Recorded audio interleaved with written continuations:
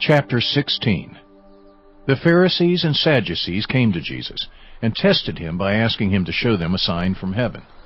He replied, "When evening comes, you say, 'It will be fair weather, for the sky is red.' And in the morning, 'Today it will be stormy, for the sky is red and overcast.' You know how to interpret the appearance of the sky, but you cannot interpret the signs of the times. A wicked and adulterous generation looks for a sign, but none will be given it except the sign of Jonah." Jesus then left them and went away. When they went across the lake, the disciples forgot to take bread.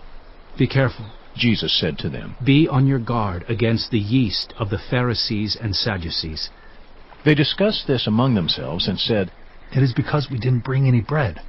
Aware of their discussion, Jesus asked, "You of little faith, why are you talking among yourselves about having no bread? Do you still not understand? Don't you remember the 5 loaves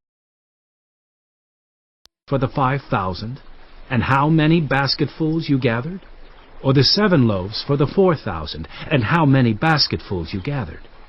How is it you don't understand that I was not talking to you about bread? But be on your guard against the yeast of the Pharisees and Sadducees." Then they understood that he was not telling them to guard against the yeast used in bread, but against the teaching of the Pharisees and Sadducees.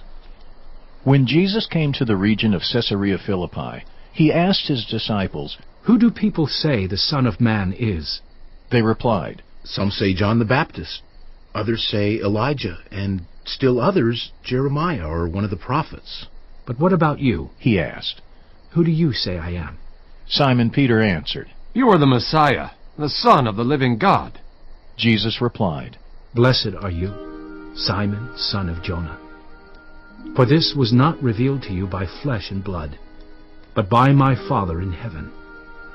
And I tell you that you are Peter, and on this rock I will build my church, and the gates of Hades will not overcome it. I will give you the keys of the kingdom of heaven. Whatever you bind on earth will be bound in heaven, and whatever you loose on earth will be loosed in heaven." Then he ordered his disciples not to tell anyone that he was the Messiah.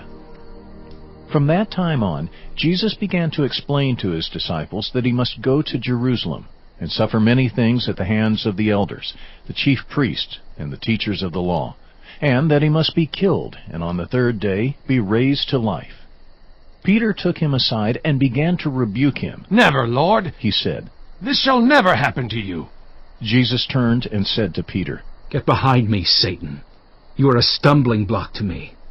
You do not have in mind the concerns of God, but merely human concerns." Then Jesus said to his disciples, "Whoever wants to be my disciple must deny themselves and take up their cross and follow me.